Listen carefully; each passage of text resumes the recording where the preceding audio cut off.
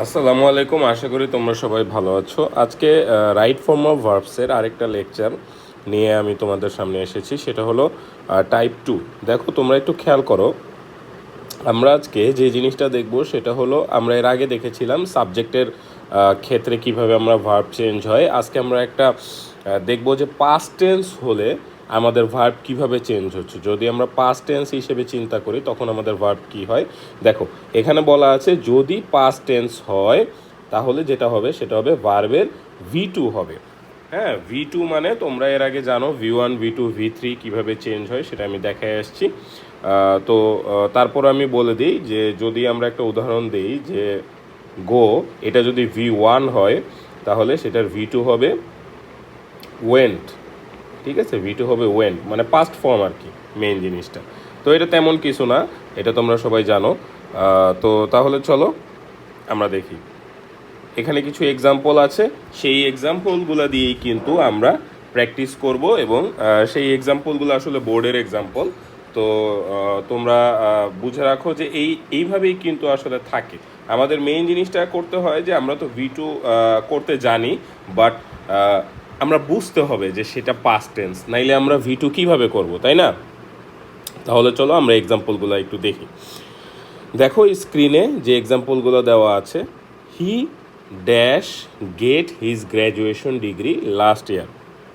He get his graduation degree last ইয়ার মানে সে গত বছর তার মানে গ্র্যাজুয়েশন ডিগ্রি, স্নাতক ডিগ্রি, গ্র্যাজুয়েশন মানে স্নাতক, হ্যাঁ স্নাতক ডিগ্রি মানে অনার্স আর কি, সে পেয়েছে শেষ বছর মানে গত বছর। তো এইখানে একটা জিনিস খেয়াল করো, এখানে কিন্তু বলছে কি লাস্ট ইয়ার মানে গত বছর, তার মানে বুঝে যাচ্ছে যে এটা পাস্ট টেন্স। তাহলে এই যে গেট এটা কিন্তু V1, এবং এই V1 হওয়ার ফলে এটার V2টা আমরা কি বসাইতে হবে, এখানে আমরা V2 বসাইতে হবে। তাইলে গেটের V2 got, he got his graduation degree last ইয়ার।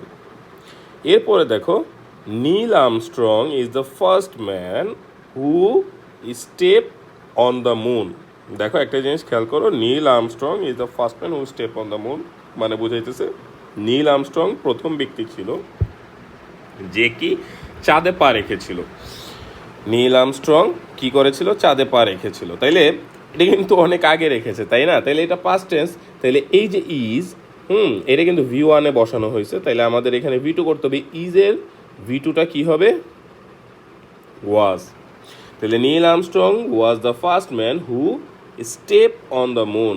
তাইলে এই যে হু, এটাও নীল আর্মস্ট্রং, তাহলে এটা অতীতের জিনিস, এবং স্টেপ হলো এটা V1, তাহলে আমার স্টেপটা V2 বসাইতে হবে এবং সেটা হবে স্টেপ। ইডি যোগ করতে হবে, মানে ডাবল পি হবে এবং ইডি যোগ করতে হবে। ঠিক আছে, এই জিনিসটা আমাদের একটু মাথায় রাখতে হবে। এরপরে দেখো, তোমরা খেয়াল করো V1 থেকে V2 করলে কিভাবে V2 করতে হয়, এটাও কিন্তু আমি আগের ভিডিওগুলোতে বলে আসছি। এরপরে দেখো, I learn to play guitar when I was child, মানে আমি শিখেছিলাম, লার্ন মানে শেখা, আমি শিখেছিলাম কি প্লে গিটার, গিটার বাজানো, when I was a child মানে আমি যখন ছোট ছিলাম। তাইলে আমি যখন ছোট ছিলাম তাহলে বুঝাইতেছে, এবং এখানে একটা জিনিস খেয়াল করো যে এখানে কিন্তু এই যে ওয়াজ দিয়ে বুঝাইতেছে যে আমি যখন ছিলাম ছোট, তার মানে এখন ছোট নাই অবশ্যই। তাইলে এইখানে কি করতে হবে, এই V1-এর জায়গায় আমার এখানে V2 বসাইতে হবে। তো লার্নের V2 হলো লার্নড।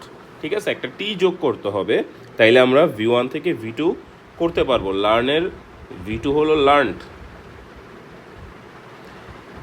এখানে একটা জিনিস তোমরা খেয়াল করো যে এই যে বানানটা, এই বানানগুলা কিন্তু একটু খেয়াল রাখতে হবে যে V2 করতে হলে বানানগুলা কিভাবে চেঞ্জ হচ্ছে, স্পেলিংগুলা কিভাবে চেঞ্জ হচ্ছে। এরপরে দেখো, I know he had some problems. তো এইখানে একটু খেয়াল করো যে এখানে কিন্তু অলরেডি আমার একটা জিনিস বলে দিচ্ছে যে হি হ্যাড সাম প্রবলেম মানে ছিল। আমি জানতাম যে তার প্রবলেম ছিল, কারণ জানতাম কেন, কারণ এখানে ছিল হয়েছে হ্যাড। তাইলে আমার এখানে এই নোয়ের জায়গায় আমার V2 বসায় আমাকে এখানে কি করতে হবে, নিউ। নোয়ের V2 হলো নিউ। কিন্তু একটা জিনিস খেয়াল করো, যদি এইখানে এই জিনিসটা থাকতো যে হ্যাড না থেকে আমাকে যদি থাকতো যে has, I know he has some problems, তাইলে কি করতে হইতো আমাদের? তাইলে করতে হইতো যেটা, যে এখানে নো এর জায়গায় আমাকে নোই বসাইতে হইতো, এখানে আমাকে নোই বসাইতে হইতো। কারণ কি, হি হ্যাজ সাম প্রবলেমস, এবং এই যে এই হ্যাজটা কিন্তু প্রেজেন্ট টেন্স, এটা কিন্তু আর পাস্ট টেন্স না। তাইলে একটু খেয়াল করো, শুধুমাত্র এইখানে এই হ্যাডের কারণে আমার পাস্ট টেন্স আমি বুঝতে পারতেছি, তাই আমি এখানে নোটাকে চেঞ্জ করে নিউ করেছি। তাহলে পরীক্ষার হলে কিন্তু হ্যাজও থাকতে পারে, তখন আমার নো এর সরাসরি নো বসে যাবে। আচ্ছা, এরপরে চলো, Sakib do not have friends. দেখো, Sakib do not have friends, এখন এইখানে কিন্তু কিছুই আমরা বলতে পারতেছি না, ঠিক আছে, যে পাস্ট টেন্স না প্রেজেন্ট টেন্স আমরা কিছু বলতে পারতেছি না। হ্যাঁ, এইখানে যেহেতু এটা পাস্টও হইতে পারে প্রেজেন্টও হইতে পারে বলার ক্ষেত্রে, তাহলে আমরা এখানে প্রেজেন্ট হিসেবেই বসাবো, কারণ এখানে পাস্টের কোনো ইঙ্গিত দেওয়া নাই, ঠিক আছে। তাইলে এই যে ডু নট, এই ডু নটটা আমরা কি করতে হবে বলো তো? সাকিব, ওই যে আমরা এর আগের বার পড়েছি আগের ভিডিওতে, সাকিব কি সাবজেক্ট এবং থার্ড পারসন সিঙ্গুলার নাম্বার। তাহলে এই যে ডু, এই ডুটা যে ভার্ব, আমার এখানে কি করতে হবে? ডুটার জায়গায় আমার করতে হবে ডাজ, এস বাই এস যোগ করতে হবে, এবং আমরা নট তো আসেই, নট বসাই দিব। তাহলে Sakib does not have friends, third person singular নাম্বারের সাথে V1-এর এস বাই এস যোগ হয় V1-এর সাথে, ঠিক আছে। এটা আমরা কিন্তু খেয়াল রাখছি, গত ভিডিওতে আমরা পড়ছি। আচ্ছা, এখন দেখো মজার ব্যাপার, Sakib do not have friends, গত ভিডিও মানে লাইনে কিন্তু এটাই বলা ছিল, Sakib do not have friends when he was in school, এই লাইনটা যোগ করে দিছে এইখানে। তাইলে Sakib do not have friends পর্যন্ত কিন্তু ঠিক ছিল, এখন যখন বলে দিছে when he was in school, তাইলে এই ওয়াজটার জন্য, হি ওয়াজের জন্য কি হইল এটা বোঝা যাচ্ছে, মানে সে যখন স্কুলে ছিল, তার মানে এটা পাস্ট। আর পাস্ট হইলে আমার এইখানে যে ডু আছে এটাকে আমাকে চেঞ্জ করতে হবে, এটা V1, তাহলে V2 করতে হবে। তাইলে V2 হইল Sakib did not have friends when he was in school. তাইলে আমরা বুঝে গেছি আগে এটা পাস্ট, তার মানে V1টাকে চেঞ্জ করে দিলাম। দেখো মজার ব্যাপার হইল যে এই যে এখানেও কিন্তু এই পর্যন্ত প্রেজেন্ট ছিল, কিন্তু যখনই বলছে হি ওয়াজ ইন স্কুল তখন কিন্তু আমরা এটা চেঞ্জ করে V2 করে দিছি। এরপরেরটা সোজা দেখো, our freedom fighters dash sacrifice their lives in 1971। Freedom fighters মানে কি? ফ্রিডম ফাইটার্স মানে হলো মানে মার্টায়ার, শহীদ আর কি, যারা শহীদ, এবং স্যাক্রিফাইস মানে বিসর্জন দেওয়া, এটা একটা ভার্ব। স্যাক্রিফাইস মানে বিসর্জন দেওয়া, তোমরা এগুলা অর্থগুলো নোট করে রাখতে পারো। বিসর্জন দেওয়া, দেওয়ার লাইভ ইন এত মানে 1971 সালে তাদের জীবন বিসর্জন দিয়েছে, মানে অনেক আগে। তাহলে এই যে এখানে মানে ভার্বটা, এটার পাস্ট ফর্ম দিতে হবে। তাহলে পাস্ট ফর্মটা হলো, দেখো, স্যাক্রিফাইসড, ইডি যোগ করতে হবে, ঠিক আছে। তাহলে our freedom fighter sacrificed their lives in 1971। আচ্ছা, এরপরে কি দেখো, my father stay in Khulna for 2 years। দেখো, my father stay in Khulna for 2 years। তো এইখানে এই যে স্টে, এটা একটা ভার্ব, আমার বাবা ছিল খুলনায় 2 বছর ধরে। তাইলে এইখানে এই যে ফর 2 years, আমি কেন বললাম ছিল, কারণ এইখানে বলতেছে ফর 2 years, 2 বছর ধরে ছিল। এখন এটা পাস্ট টেন্সও হইতে পারে, পাস্ট ইনডিফিনিট টেন্সও হইতে পারে, আবার এখানে ফর 2 years দিয়ে আমাকে পারফেক্ট কন্টিনিউয়াসও হইতে পারে। তবে আমরা ধরে নিব যে ওখানে যাব না, আমরা এটা পাস্ট টেন্স হবে। তো এইখানে যেহেতু 2 বছর ধরে ছিল, মানে অতীতের কথা বলতেছে, অতীতের কথা বললেই আমার কি করতে হবে? চেঞ্জ করে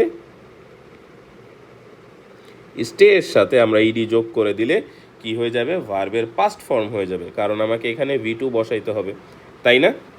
আচ্ছা, এরপরে দেখো, দেখো পরীক্ষার হলে এরকম একটা প্যারার মতো থাকতে পারে, তোমরা একটু মনোযোগ দিয়ে দেখো, এই প্যারাটা important. Sir Alfred Nobel invent dynamite. Sir Alfred Nobel একজন বিজ্ঞানী ছিলেন, সে কী করেছে? ডাইনামাইট, একটা বোম, এটা বড় একটা বোমকে ডাইনামাইট বলে, ইনভেন্ট মানে আবিষ্কার করা, তোমরা অর্থগুলো নোট করে নাও। ইনভেন্ট, তাহলে সে আবিষ্কার করে এখন আবিষ্কার করছে না আগে আবিষ্কার করছে? আগে আবিষ্কার করছে, তাহলে এটা অতীতে আবিষ্কার করছে। তাহলে ইনভেন্ট ডাইনামাইট, সে আবিষ্কার করেছিল, তার মানে ইনভেন্টেড। এখানে V2 বসাইতে হবে কারণ এটা V1, অতীতের কথা। তাহলে সে আবিষ্কার করেছিল।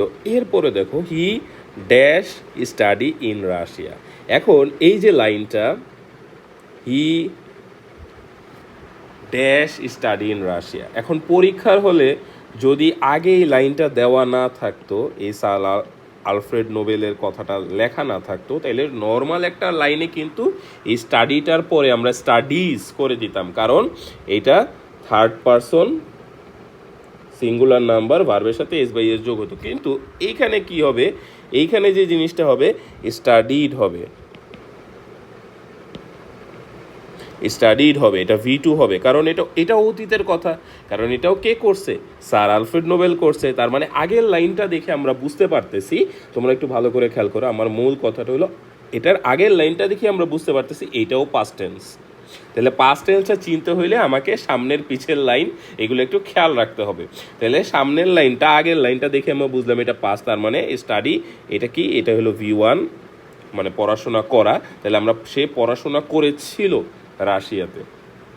এরপরে দেখো he earn a huge sum of money, মানে সে মানে আর্ন মানে কি? আর্ন মানে হলো অর্জন করা বা কামানো, এখানে হলো উপায় করা, রুজি করা। তাইলে এই যে সে রুজি অর্জন করেছিল অনেক, মানে বেশি মানি, তাইলে এটাও কিন্তু অতীতে, তার মানে আগের লাইনটা অতীতে, এটাও অতীতে। তাহলে এইখানেও আমরা কি করব? V2 বসাবো, আর্ন। ঠিক আছে, তাহলে he earned a huge sum of money. তাইলে দেখো পরীক্ষার হলে এটাই আমাকে বুঝতে হবে সামনের পিছের লাইন দেখে যে এটা কি অতীতে নাকি বর্তমানে। যদি অতীতে হয় তাহলে আমরা V2 বসাই দিব। এবং একটা জিনিস খেয়াল করো, তোমাদের আমি বলে দিই যে এই যে আমরা ভিডিওর শুরুতে দেখেছিলাম যে পাস্ট টেন্স হলে V2 হয়, তাইলে এইখানে তোমরা মাথায় রাখো যে আমাদের একটা জিনিস জানতে হবে যে এই যে V2টা হচ্ছে, এই V2টা যে কোনো সাবজেক্টের জন্য V2 হবে। মানে আমাকে এটা যদি সিঙ্গুলার হয় বা প্লুরাল হয়, যাই হোক না কেন আমার কিন্তু V2 হবে। মানে থার্ড পারসন সিঙ্গুলার হইলে যে চেঞ্জ হবে বা প্লুরাল হইলে চেঞ্জ হবে, আগের ভিডিওতে যেটা দেখেছিলাম প্রেজেন্ট টেন্সের ক্ষেত্রে সেটা হইতো, কিন্তু এইটা কিন্তু পাস্ট টেন্সের ক্ষেত্রে। ঠিক আছে, এবং এই পাস্ট টেন্সের ফলেই কিন্তু আমার V2 হচ্ছে। তার মানে সাবজেক্ট যাই হোক না কেন আমার V2 করতে হবে।